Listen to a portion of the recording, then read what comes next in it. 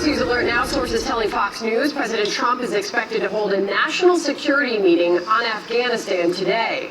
We're told Secretary of State Mike Pompeo will be in attendance. The president getting an update on negotiations to end America's longest war and potentially setting the stage for a troop withdrawal. Joining us now is Johnny Joey Jones, former bomb technician with the U.S. Marine Corps and Fox News contributor. Always good to have you on the program. Good morning to you. First, your thoughts.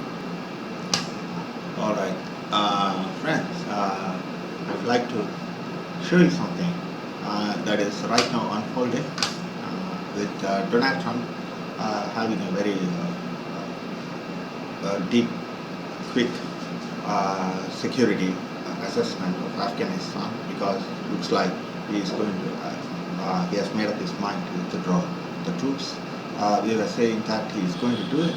He has resolved his mind, but still the military are advising against it, because we know what will happen if they withdraw.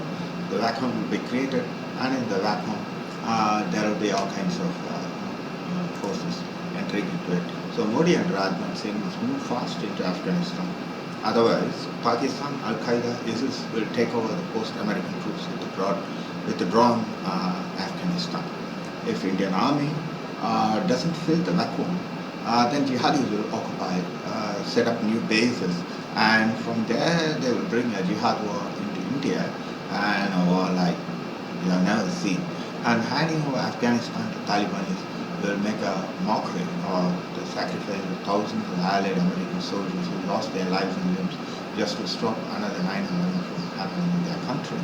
At the same time, you can bet your top dollar that Al-Qaeda and ISIS will take over Kabul, because it's not a very stable region, and even if it is, Pakistan won't remain, it will destabilize it. It's not in its interest.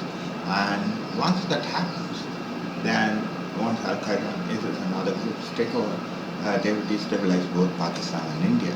The jihad will spread eastwards and into Central Asia. This is foreseeable. Trump must ask for a better post-withdrawal blueprint and involve India for its own good. Now, I think Trump will listen to us, because we have seen this many times. Suppose if he asked him to put together a group of South Asian nations, because the jihad has already spilled over, and we have attacks happening yesterday in Sri Lanka. So Trump will put together a nation peacekeeping force. If we should float around such an idea that Sri Lanka, Myanmar, Thailand, Philippines, Indonesia, Nepal, Maldives take a few bit of their troops and put together an Asian regional peacekeeping force. But I don't want Akhand Bharat, which is cultural map of India. It's very much within the cultural sphere of India, to become a no man's land, from where sooner or later again it goes back into more hostile hands. So asking Pakistan again is no option.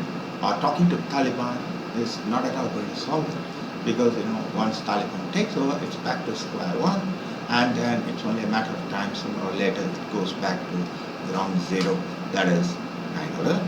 And so, surprisingly, this is exactly what one of these, the latest Fox News, we find American veteran, a bomb disposal squad major. This might lead.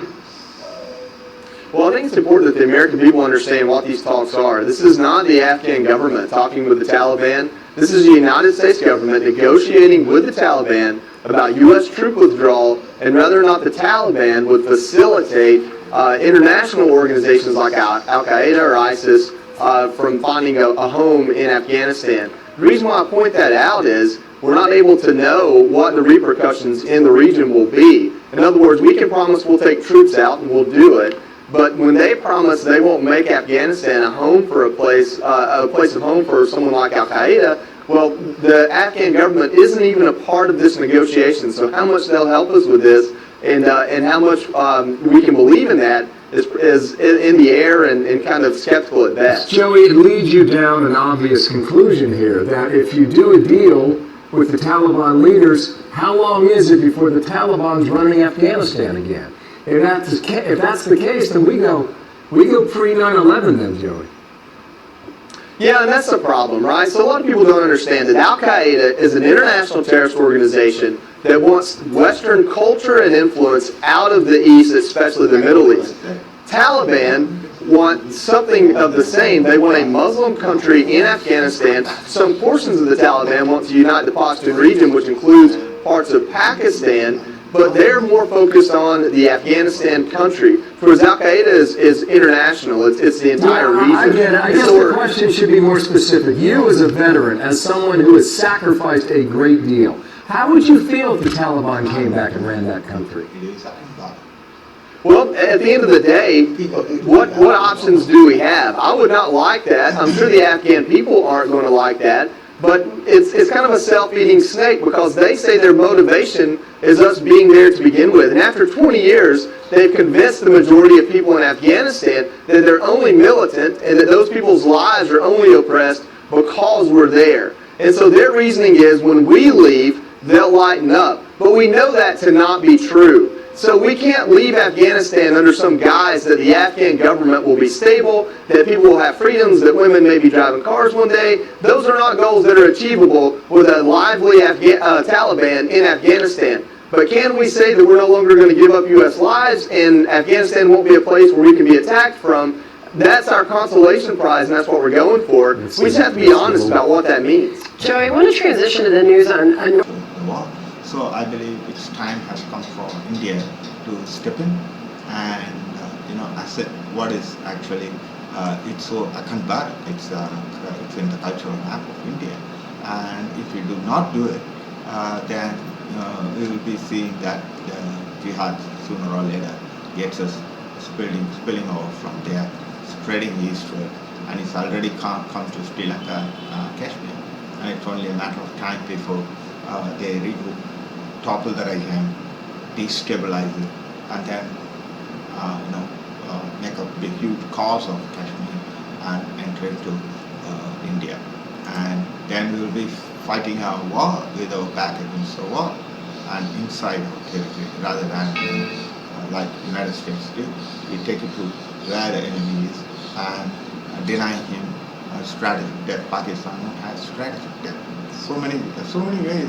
If you ask the Indian Army, they talk like this American soldier because these are things we look at it from a distance, while these people they are on the ground. So they say that the people don't want it. They don't want the American troops to go or the Taliban to come here. There's no simply believing in the Takaya or the deceptive Taliban. We signed a deal with the Pakistanis over the same Kashmir issue, Shimla Accord. They didn't respect it. They do not keep their words. Treaties are not worth even the paper they are signed in. And so it's obvious that time has come for India. Probably it's a wish, it's the destiny. The world forces, the geopolitical forces are conspiring together and reunifying India. And it is making India stronger. And we have no option. Otherwise, the Al-Qaeda, the ISIS, all will come there in Afghanistan. From there, they will bring the war here. It's better that we deny them that space, and Afghanistan will be brought into a military sphere.